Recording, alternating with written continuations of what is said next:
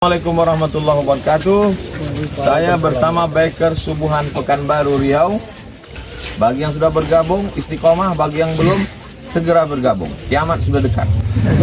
Berkah selalu, sukses. Assalamualaikum warahmatullahi wabarakatuh.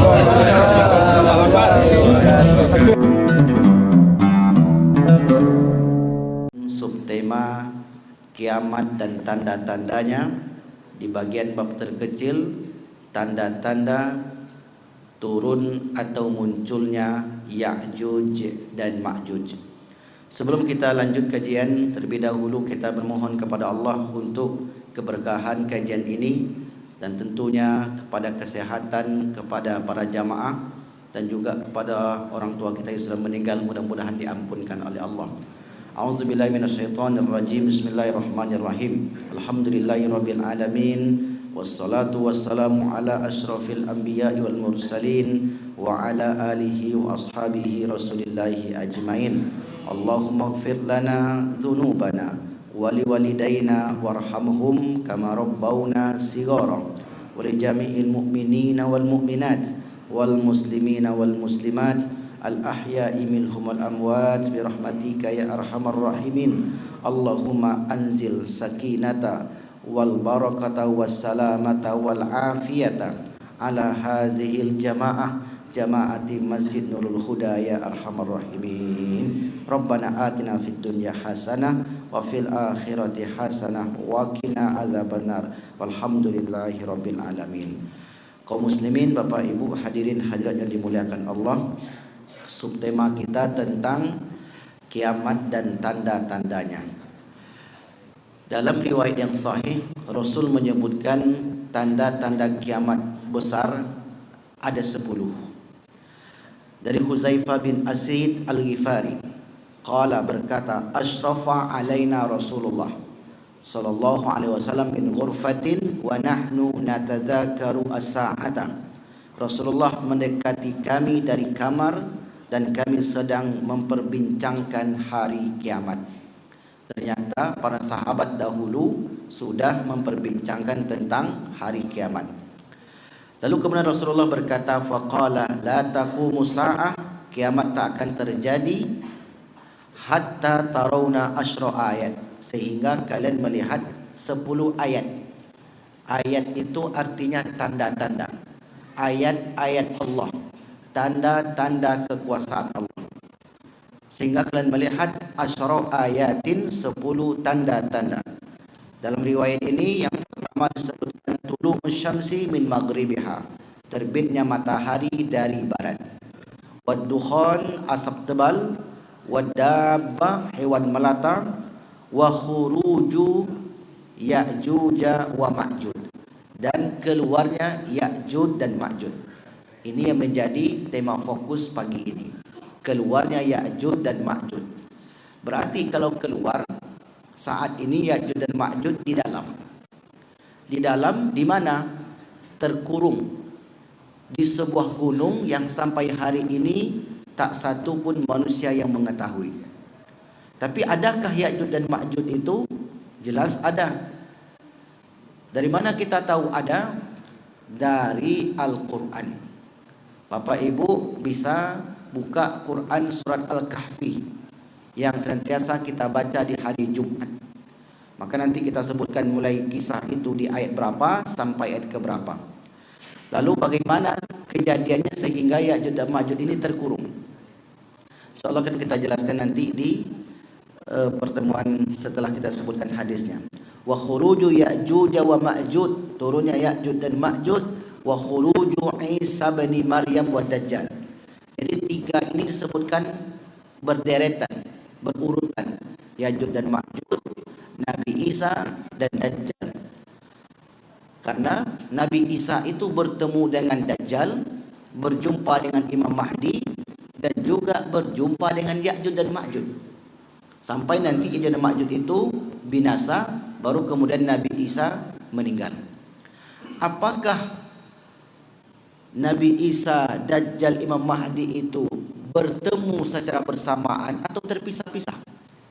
Maka dalam riwayat yang kita pelajari mereka itu berjumpa. Karena ketika Nabi Isa, ketika kaum muslimin terpojok, terblokade di Baitul Maqdis, disitulah Allah turunkan pertolongannya melalui Nabi Isa alaihi salam. Maka mereka ini bertemu bersama-sama menghabisi Dajjal dan para pengikutnya. Lalu setelah itu wasalasu khusufin, terjadi 3 kali gempa. Khasfun bil maghrib, gempa yang terjadi di barat menghancur luluh lantakkan separuh daripada bumi ini, sepertiga daripada bumi ini. Wa khasfun bil masyriq, dan di timur. Wa khasfun bi jaziratil Arab, dan gempa yang terjadi di jazirah Arab. Setelah itu wa narun takhruju min qa'ri adnin tasuku au tahsyuru. Setelah itu akan muncul api yang akan menggiring manusia untuk menuju mahsyar, tempat perkumpulan di hari akhirat. Begitu yang disebutkan oleh Rasulullah sallallahu alaihi wasallam dalam riwayat yang sahih. Baik Bapak Ibu yang dimuliakan Allah Subhanahu wa taala, maka dari riwayat itu diurutlah oleh para ulama tanda-tanda kiamat besar. Yang pertama, munculnya Imam Mahdi. Dan ini tanda-tanda muncul ini berdasarkan hadis-hadis yang sahih dari Rasulullah sallallahu alaihi wasallam. Meskipun banyak hadis yang dhaif dan bahkan hadis palsu yang dijadikan landasan oleh sebagian ulama, dan kita tidak mengambil yang dhaif, apalagi yang maudhu, palsu.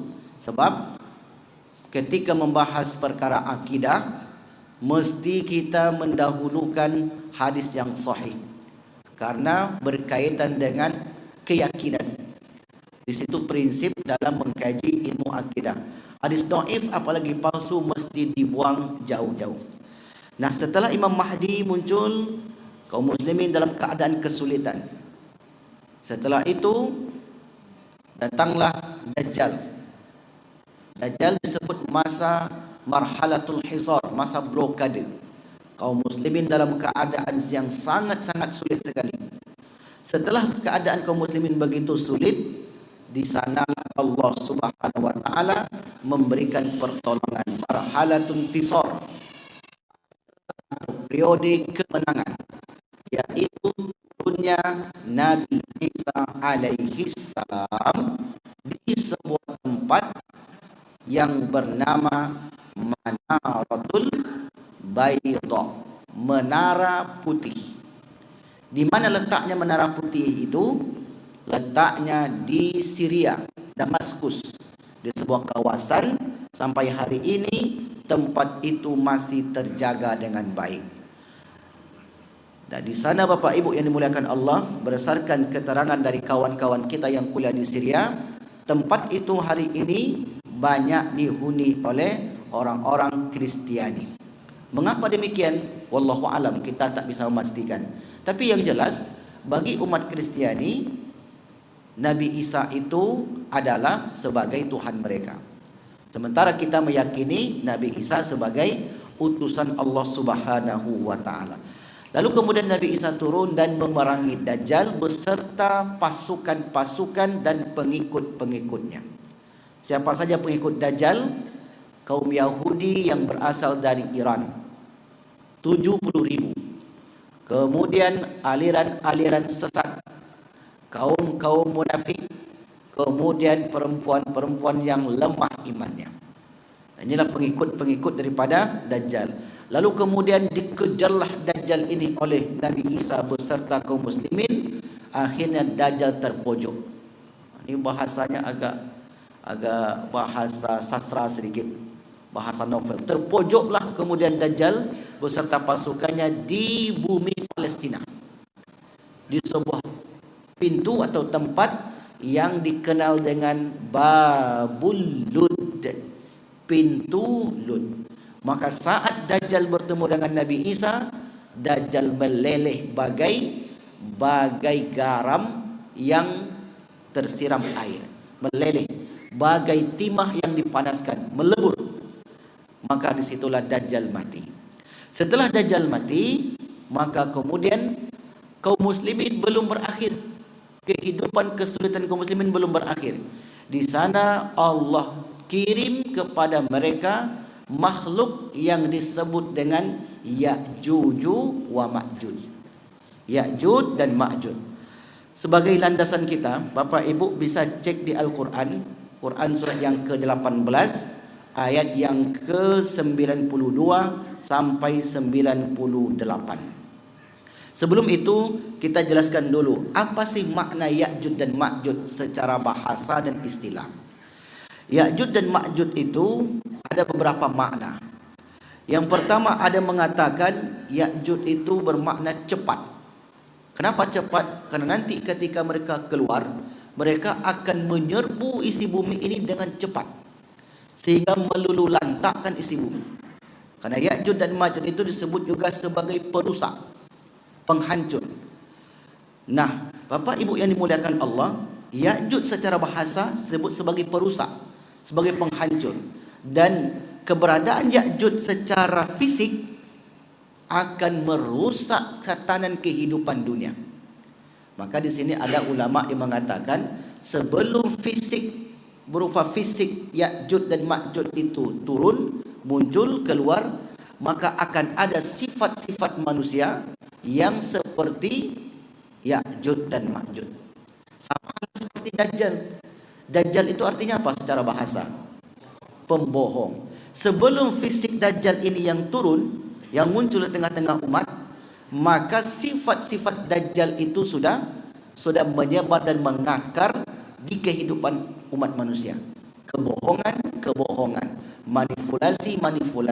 Begitu sifat daripada makna Dajjal. Ya'juj dan Ma'juj pun demikian. Akan muncul orang-orang yang hobi dan sukanya merusak. Jelas-jelas akan membahayakan, tetap saja merusak. Ini makna secara bahasa. Ada pula mengatakan Ma'juj atau kata maja artinya itu kekacauan. Artinya mereka menciptakan kekacauan di tengah-tengah masyarakat, atau bahasa lainnya menciptakan chaos agar satu dengan yang lain tidak saling akur ataupun saling berperang. Ini secara bahasa makna Ya'juj dan Ma'juj. Sementara secara istilah yang kita bahas, yang kita inginkan dalam pembahasan ini, Ya'juj dan Ma'juj itu adalah manusia. Jadi bukan hewan. Manusia ada dua pendapat. Pendapat yang pertama dari keturunan Nabi Nuh alaihi salam. Anaknya yang bernama Yafis. Karena anak Nuh yang selamat ada 4 orang. Yafis, kalau Kan'an meninggal. Allahumma sholli ala Muhammad. Lupa saya nama-namanya. Dulu pernah kita bahas di sini ketika bahas Yahudi, dan kita tarik ke atas daripada anak daripada Nabi Nuh alaihi salam. Jadi di antara anak Nabi Nuh yang memiliki keturunan adalah keturunan daripada Yafis. Maka Yafis ini beranak pinak sampai ke Turki. Menurut Imam Ibn Hajar Al-Asqalani, Ya'juj dan Ma'juj itu berasal dari orang Turki. Ini satu pendapat Bapak Ibu. Jangan ditelan mentah-mentah. Oh berarti jumpa orang Turki ikut Ya'juj dan Ma'juj kok. Karena ada pula orang yang telan mentah-mentah. Disebutkan fisiknya. Karena Ya'juj dan Ma'juj berfisik matanya sipit. Ketika ingat mata sipit, ingatlah Cina. Sebut pula Cina, Ya'juj dan Ma'juj. Kayaknya temboknya ini adalah tembok Cina itu, kata mereka. Ini tak boleh begitu Bapak Ibu. Karena nanti kalau tidak kejadian, dua kemungkinan. Hadisnya disalahkan atau ustaznya yang dituduh pembohong. Kita tak mau dua-dua ini. Maka oleh karena itu kita katakan pendapat itu boleh saja benar, boleh saja salah. Sebab manusia tidak luput dari khilaf dan salah. Tapi kalau itu datang daripada Nabi, maka kita mesti meyakininya. Dan itu pun kita lihat apakah hadisnya sahih, dhaif ataupun maudhu. Maka dalam hadis yang sahih tidak disebutkan ciri fisik itu secara mendetail, siapa orangnya, dari mana bangsanya, jenis kulitnya apa, tidak disebutkan oleh Nabi. Itu adalah penjelasan daripada para ulama. Maka boleh kita yakini dan boleh saja kita tidak yakini, nama saja pendapat. Nah, itu makna daripada Ya'juj dan Ma'juj secara istilah. Seorang manusia keturunan Nabi Nuh alaihi salam dari anak yang bernama Yafis. Satu pendapat. Pendapat yang lain, Ya'juj dan Ma'juj itu adalah keturunan Nabi Adam. Nah, berarti kalau keturunan Nabi Adam bukan daripada keturunan Nuh. Karena Nuh itu adalah keturunan Adam yang jaraknya 10 abad, 1000 tahun. Nabi Nuh 10.000 tahun. Nabi Nuh dan Nabi Adam jaraknya 10.000 tahun. Maka Adam alaihissalam memiliki banyak anak. Salah satunya yang bernama keturunannya adalah Ya'juj dan Ma'juj. Ini pendapat-pendapat yang dikemukakan oleh para ulama. Baik Bapak Ibu yang dimuliakan Allah, Ya'juj dan Ma'juj itu disebut fase kehancuran. Fase kehancuran seperti yang dikutip oleh Abu Bakar Al-Masyhur Allah yarham dalam kitab Al-Usus wal Muntalaqat. Nah, dari pembahasan ini yang kita inginkan adalah apa yang akan dilakukan oleh Ya'juj dan Ma'juj. Mengenai nama tadi jangan terlalu dipusingkan, apakah dia keturunan orang Turki, keturunan orang Cina, keturunan orang Melayu misalnya, atau keturunan mana-mana, itu tidak menjadi substansi daripada pembahasan ini. Tapi perlu dibahas itu tujuannya untuk menambah wawasan. Apa yang akan dilakukan Ya'juj dan Ma'juj dan bagaimana cerita Ya'juj dan Ma'juj ini? Kita tengok Al-Quran surat yang ke-18 ayat yang ke-92 sampai 98. Summa atba'a sababa hatta idza balagha baina saddaini wajada min dunihima qauma la yakaduna yafqahuna qawla. Kemudian dia menempuh satu jalan yang lain lagi hingga ketika dia sampai di antara dua gunung.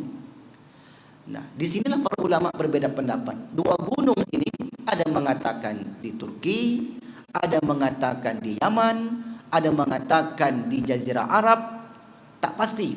Yang jelas ada gunung di sana di mana dahulu mereka-mereka yang tinggal di gunung ini suatu kaum yang beriman kepada Allah Subhanahu wa taala. Didapatinya di belakang kedua gunung itu satu kaum yang hampir tidak memahami pembicaraan mereka. Mereka berkata, "Wahai Zulkarnain, ya Zulkarnain." Zu artinya memiliki. Qarnun artinya tanduk. Satu tanduk qarnun. Dua tanduk qarnaini. Berarti Zulkarnain orang yang memiliki dua tanduk. Ada ustaz kita namanya Ustaz Zulkarnain. Coba tanya nanti, kenapa namanya Zulkarnain ustaz? Ada tanduk ustaz. Jadi Zu memiliki, Qarnun tanduk, dua tanduk Qarnain. Kalau kita lebarkan sedikit Bapak Ibu, ada pula lah ustaz-ustaz membahas berarti yang di Mekah itu kan dua tanduk ustaz. Karena ada hadis nanti akan muncul di Hijaz dua tanduk. Tanduk setan, Qarnus Syayatin, timur dan barat. Nah, orang suka membahas dikatakanlah apa namanya yang di Mekah itu yang kan ada tanda tu kan, Zamzam Tower itu pun dikatakan tanduk setan. Apakah benar? Wallahu a'lam bishawab. Nah, itu tak masuk pembahasan kita. Baik, Zulkarnain, kata mereka, ya Zulkarnain, inna Ya'juj wa Ma'juj mufsiduna fil ardi.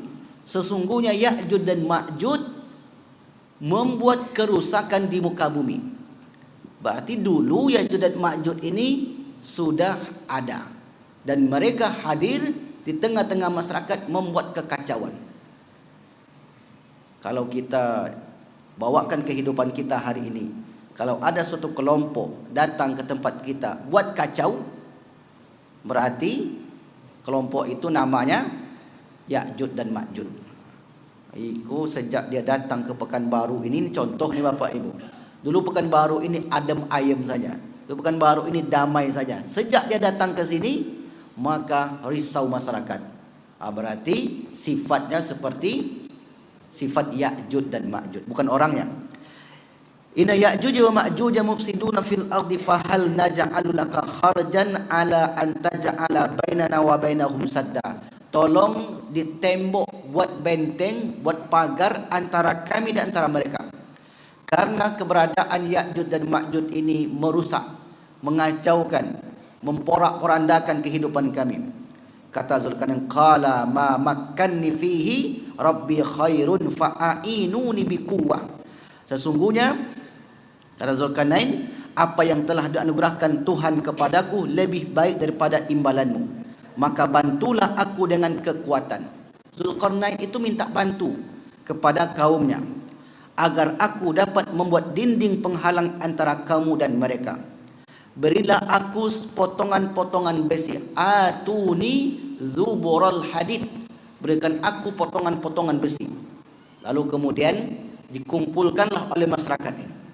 Masyarakat ini, para ulama pun berpendapat Bapak Ibu. Tak bisa dipastikan apakah itu orang Turki tadi, orang Cina kah dia, orang Arab kah dia, orang Eropa kah dia. Tak ada keterangan.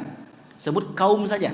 Yang jelas kaum itu ada di zaman dahulu, di masa Zulkarnain. Zulkarnain ini Bapak Ibu, di antara 4 pemimpin dunia, 2 muslim, 2 kafir. Yang muslim itu siapa? Yang muslim itu adalah Zulkarnain. Yang kedua Sulaiman. Di 2 muslim yang menguasai dunia ini. Dari dulu sampai sekarang tak ada satupun yang menandingi kekuasaannya 2 orang Islam. Zulkarnain, satu lagi Nabi Sulaiman alaihi salam. Adapun 2 yang kafir, yang pertama namanya Namrud, yang kedua Bukhtun Nasr. Kalau Firaun itu masih kecil kekuasaannya Bapak Ibu, masih Mesir. Kalau Bukhtun Nasr, hampir sepertiga bumi ini dikuasainya, yang tinggal di Irak. Bukhtun Nasr itulah dahulu yang melululantakkan bumi Palestina. Tengok kisah itu di dalam Quran surat yang kedua ayat 259, atau di ayat yang lain surah Al-Baqarah 114, atau di ayat yang lain Quran surat yang ke-17 ayat ke-5 sampai ke-7. Di situ Allah SWT menceritakan tentang pemimpin jahat yang menghancurkan bumi Palestina sehancur-hancurnya. Siapa dia? Bukhtun Nasr. Atau kalau Bapak Ibu tengok di Google, nama Latinnya, nama baratnya Nebukadnezar. Nebukadnezar. Itu namanya. Seperti apa lulantaknya? Kalau kita tengok hari ini Palestina hancur lebur, maka lebih parah yang dilakukan oleh Bukhtun Nasr. Siapa Bukhtun Nasr ini? Yahudi.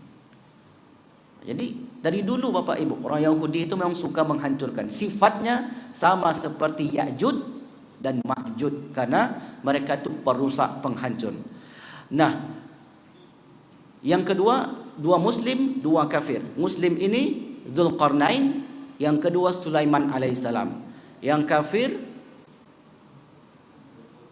Namrud, yang kedua Bukhtun Nasr. Adapun yang kelima, kata Nabi, itulah nanti dari ahlul baitku, dari keturunanku, yang bernama Mahdi Al-Muntazar, yaitu Mahdi Muhammad bin Abdullah. Jadi adakah keturunan Nabi itu sampai hari ini? Ya ada Bapak Ibu. Kalau ada orang yang meragukan keturunan Nabi sampai hari ini, maka diragukan keimanannya. Kenapa? Dia membantah hadis-hadis Nabi. Kan hadis Nabi tentang keturunan Rasul sampai akhir zaman itu, seluruh ulama ijma' bahwasanya hadis itu hadis sahih. Tapi kapan munculnya Imam Mahdi ini? Wallahu alam bis-shawab.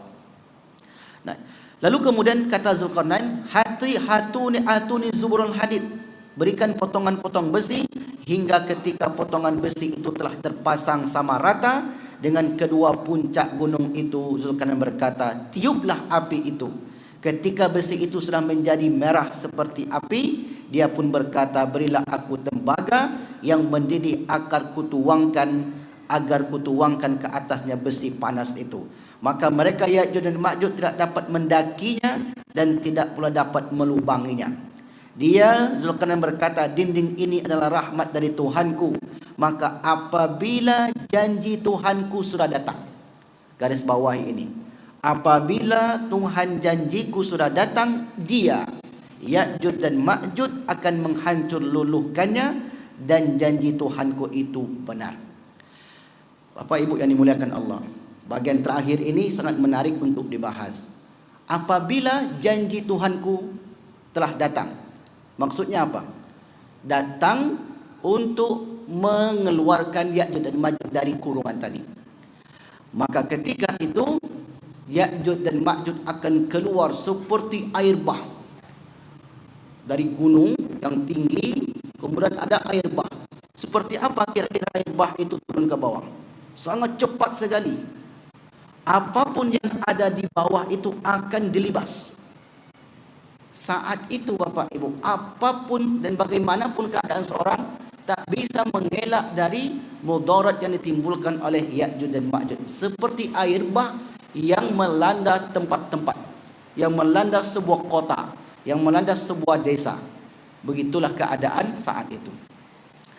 Maka kemudian dalam surah Al-Anbiya disebutkan, hatta idza futihat Ya'juj wa Ma'juj, sehingga apabila dibukakan Ya'juj dan Ma'juj, wa hum min kulli hadabin yansilun, mereka dengan cepat turun dari tempat yang tinggi itu seperti air yang menerpa yang ada di bawahnya.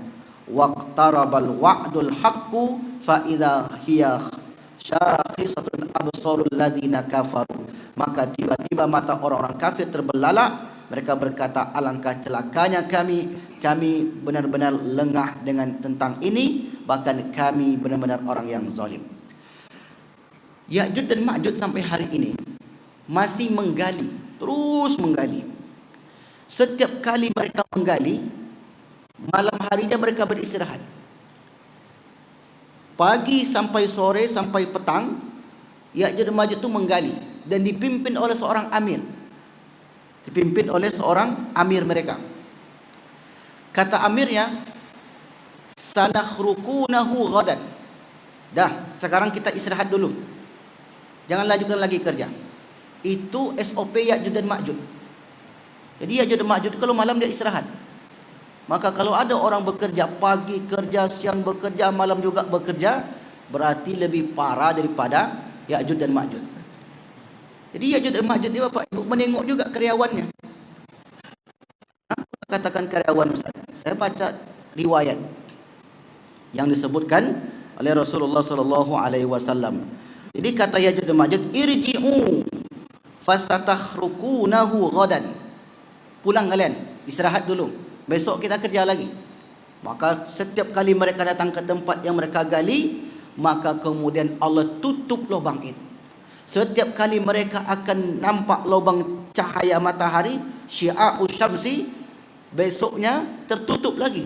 Lebih rapat, lebih rapat, lebih rapat. Begitu terus sejak zaman Zulkarnain sampai nanti janji Allah itu datang.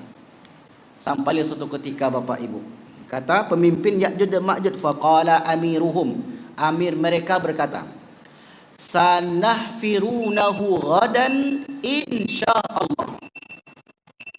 Jadi Ya'juj dan Ma'juj itu mengucapkan insya-Allah. Sanahfirunahu, kita akan menggalinya besok, ghadan insya-Allah, dengan izin Allah. Begitu pemimpin Ya'juj dan Ma'juj mengucapkan kalimat insya-Allah, di situ Allah kabulkan doanya. Jadi kalimat insya-Allah itu kalimat yang luar biasa Bapak Ibu. Jika syaa, menghendaki Allah, jika Allah menghendaki. Nabi ketika berjanji dengan orang-orang Yahudi lupa mengucapkan kalimat insya-Allah. Apa yang terjadi kepada Nabi? 15 hari wahyu tak turun. Nabi sudah bangga Pak. Datang pemuka-pemuka Yahudi, ya Muhammad, coba kabarkan kepada kami tentang ruh. Coba kabarkan kepada kami. Coba kabarkan kepada kami tentang berita-berita dahulu. Salah satunya tentang roh. Sa'akhbiru ghadan. Besok saya akan kukabarkan. Tapi Nabi Muhammad lupa menyebutkan kalimat insya-Allah. Itu ada kisahnya di surat Al-Kahfi. Sehari ditunggu wahyu tak turun, 2 hari tak turun, seminggu tak turun, 2 minggu hampir 15 hari wahyu tak turun. Kemudian Nabi merasa sedih. Turun surah Al-Wadduha. Wadduha wal laili idza saja ma wadda'aka rabbuka wa ma qala. Nah, Allah itu tak membiarkanmu sendirian wahai Muhammad. Karena Rasulullah merasa dia sendirian, tidak dibantu oleh Allah dalam menyampaikan dakwah. Masalahnya adalah lupa. Rasulullah lupa mengucapkan kalimat insya Allah jika Allah mengikuti. Ada satu lagi kisah Bapak Ibu tentang orang yang lupa mengucapkan kalimat insya Allah, yaitu kisah di Quran surah Al-Qalam. Wala yastasnun. Besok mereka ni mau panen. Panen kebun anggur dan buah-buahan lainnya. Kebun itu lebat sekali, buahnya banyak. Kalau dipanen maka mungkin bisa beli banyak kebun lagi. Artinya mereka ini orang kaya, mereka besok akan panen. Malamnya itu mereka lupa mengucapkan wala yastasnun, lupa mengucapkan kalimat insya Allah. Ketika mereka sampai di kebun itu, fa asbahat qassarim, kebun itu terbakar hitam semuanya. Fa asbahat qassarim fatanadau musbihi. Ini efek daripada lupa mengucapkan kalimat insya Allah. Tapi kalimat insya Allah ini jangan pula terlalu dipermudah. Hari ini kalau orang segan datang ke pesta insya Allah, sebenarnya dia enggak mau hadir karena kesibukan ini itu, tapi segan untuk tidak memberi jawaban insya Allah, Pak. Akhirnya kalimat insya Allah itu kalimat yang tidak begitu menggugah lagi, dianggap sebagai kalimat biasa-biasa saja. Padahal jika kalimat itu didalami dengan baik, ternyata sejarahnya luar biasa. Nah, salah satu ucapan Ya'jud dan Ma'jud, kata Ya'jud dan Ma'jud, sanakhruqunahu qadan insyaallah.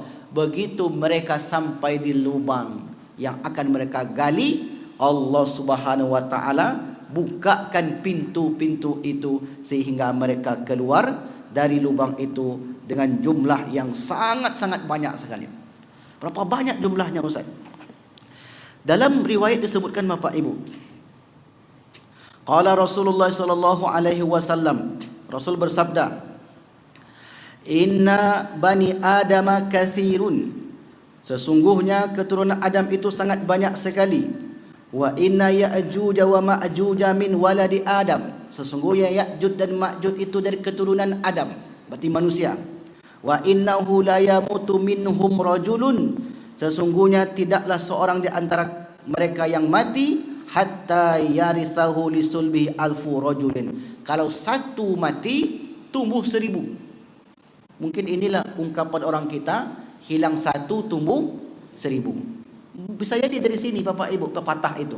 Karena dalam hadis ini disebutkan, apabila satu terbunuh daripada Ya'juj dan Ma'juj ini, maka akan tumbuh 1000. Mati satu tumbuh 1000, mati satu tumbuh 1000. Maka kelak isi bumi ini dipadati oleh penduduk Ya'juj dan Ma'juj. Di sinilah sebagian orang menganalisa. Analisa ini berasal dari manusia. Kata mereka, siapa penduduk yang paling banyak di dunia hari ini? Muncullah spekulasi. Yang paling banyak siapa? Itulah Pak, di situlah munculnya pendapat itu. Tapi kalau itu yang kita sebutkan keluar, maka nanti disebut kita intoleran. Masa kalian menghina etnis, kan enggak? Masa kalian begini? Nah, memang kita tak boleh langsung menunjuk daripada etnis itu sendiri. Karena bisa jadi tidak. Hari ini yang banyak itu juga India, Bapak Ibu. India itu banyak penduduknya. Coba cari. Bisa di suatu saat melebihi penduduk bumi ini, mayoritas. Tapi di akhir zaman yang paling banyak adalah kaum muslimin. Ada pula riwayat lain yang banyak di akhir zaman itu nanti orang-orang Eropa. Banyak nanti jumlah mereka, Pak. Dan mereka kemudian memeluk agama Islam. Jadi artinya pendapat ini adalah sebatas pendapat manusia yang boleh saja benar, boleh saja tidak benar. Lalu kemudian, tidaklah mati seorang dari antara mereka kecuali akan tumbuh 1000. Dari Abdullah bin Amr dari Nabi bersabda, Sesungguhnya Ya'juj dan Ma'juj itu dari anak cucu Adam. Umpama dilepas mereka akan merusak mata pencaharian manusia. Ini disebutkan lagi. Jadi yang merusak mata pencaharian dunia ini, sumber daya alamnya adalah kelompok daripada Ya'juj dan Ma'juj. Maka sifat-sifat Ya'juj dan Ma'juj ini ada pada beberapa orang yang menghancur dan merusakkan isi bumi ini. Merusak alam, merusak sungai, merusak laut, merusak tatanan kehidupan, merusak perpolitikan, merusak akidah. Inilah tugas daripada Ya'juj dan Ma'juj. Sifat-sifat Ya'juj dan Ma'juj bersemayam di hati manusia yang saya sebutkan tadi. Tempat keluarnya di mana? Idza auhallahu ila Isa, ketika Allah wahyukan kepada Isa, anni qad akhrajtu ibadan li la yadani ahadin bi qitalihim, sesungguhnya aku telah mengeluarkan hamba-hambaku, tidak ada seorang pun dapat mengalahkannya. Jadi ketika itu Imam Mahdi tak bisa mengalahkan, kaum muslimin tak bisa mengalahkan. Maka kumpulkanlah hamba-hambaku ke Gunung Tur. Ini kita sebut kemarin Bapak Ibu. Berarti tempat peperangan itu berada di Timur Tengah, di Afrika, di Bukit Tursina, Gunung Tur. Ada yang sudah pernah pergi ke sana? Saya pernah berada di Bukit Tursina dan sampai ke puncak, 2 kali sampai ke atas dan luar tinggi. Dan di situ nanti Ya'juj dan Ma'juj tak bisa naik, tak bisa menyerang orang-orang beriman. Dan Nabi Isa beserta kaum muslimin yang selamat setelah berperang dengan Dajjal dibawa oleh Nabi Isa ke Gunung Tur. Kemudian Allah mengutus Ya'juj dan Ma'juj. Ya'juj dan Ma'juj mengejar pemimpin kaum muslimin Nabi Isa alaihissalam. Mereka datang dari setiap tempat yang tinggi. Maka kelompok pertama dari mereka melewati danau Tiberia. Nampak danau, diminum habis. Zahirnya teks begitu, tapi makna di balik teks ini, nampak danau dirusak. Jadi tidak ada kehidupan sesudah itu. Nampak danau diminum habis. Lalu orang yang belakangan dari mereka berkata, di danau ini dahulu pernah ada airnya. Nabi Isa dan para sahabatnya dikepung. Nabi Isa, sahabat dikepung. Ketika Nabi Isa tak bisa melawan, saking kuatnya Ya'juj dan Ma'juj. Pertanyaan saya adalah, siapa yang akan menghancurkan Ya'juj dan Ma'juj? Apakah Nabi Isa? Bukan. Bukan, Pak. Nabi Isa tak sanggup. Nabi Isa hanya berdoa. Di sini ada kekuatan doa kaum muslimin. Imam Mahdi apalagi? Imam Mahdi dia berkuasa sebelum Dajjal. Setelah Dajjal muncul, Imam Mahdi tak ada kekuatan lagi. Nabi Isa bisa membunuh Dajjal. Dajjal saja. Setelah Nabi Dajjal meninggal, Dajjal mati, datang Ya'juj dan Ma'juj. Ya'juj dan Ma'juj menyerang kaum muslimin di bawah komando Nabi Isa alaihissalam. Nabi Isa akhirnya ngungsi lari ke Bukit Tursina. Bisa jadi orang Yahudi itu ingin memindahkan penduduk Gaza ke Palestina. Apa? Ingin memindahkan penduduk Gaza ke Bukit Tursina. Karena dahulu pernah diwacanakan, kalau maulah penduduk Gaza itu tinggal di Bukit Tursina, maka bangun kota-kota cantik di Bukit Tursina ini. Tapi mereka tak mau. Bisa jadi sebabnya adalah karena mereka ingin berjuang di akhir zaman bersama Imam Mahdi. Karena ibarat ring, seumpamakan ibarat ring tinjunya di akhir zaman itu Palestina itulah. Ini ibarat ring Bapak Ibu. Ring kan sudah ada tempatnya. Peperangannya itu di Timur Tengah, bukan di tempat kita ini. Maka semua orang nanti akan berkumpul ke sana berdasarkan riwayat yang kita pelajari. Maka Nabi Isa alaihissalam lari ke Bukit Tursina, kemudian dikejar oleh Ya'juj dan Ma'juj yang jumlahnya tak sedikit. Ya'juj dan Ma'juj ini mereka sudah berhasil menguasai dunia. Jadi dunia ini sudah di bawah kendali dia. Kemudian Ya'juj dan Ma'juj melemparkan panah-panahnya ke atas untuk membunuh penduduk langit. Kemudian panah itu menurunkan darah. Setiap panah yang ditembakkan ke atas menurun darah. Setiap panah ditembakkan ke atas berlumuran darah. Kata pemimpin Ya'juj dan Ma'juj, kita sudah berhasil membunuh penduduk langit, dan kita sekarang akan menghabisi penduduk bumi.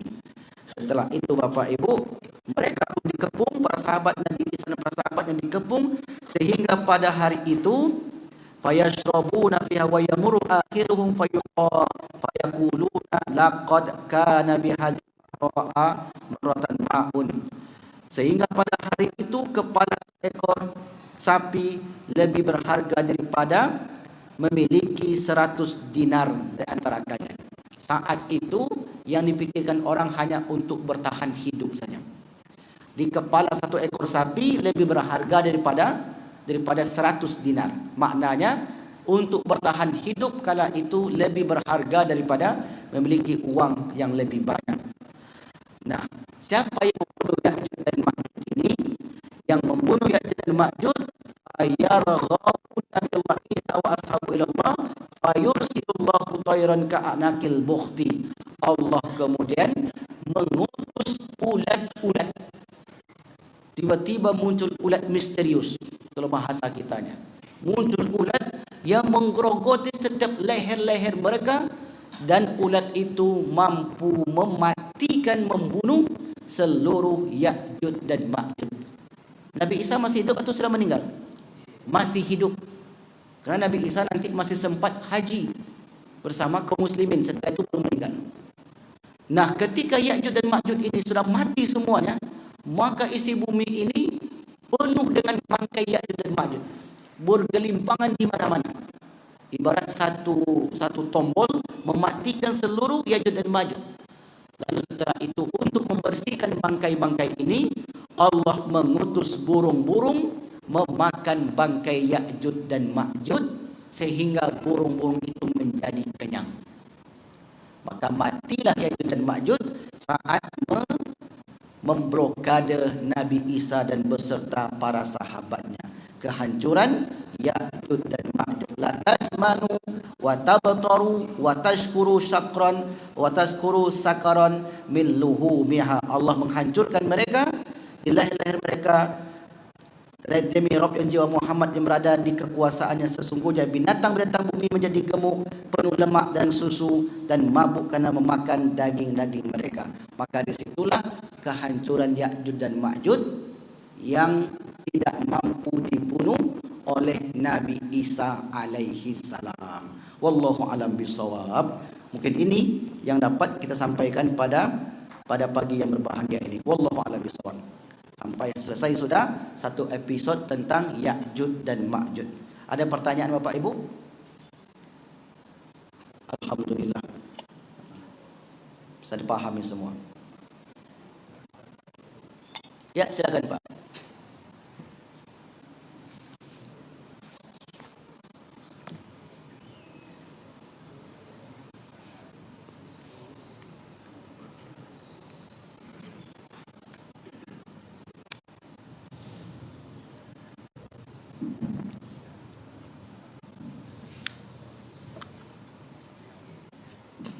Terima kasih Ustaz.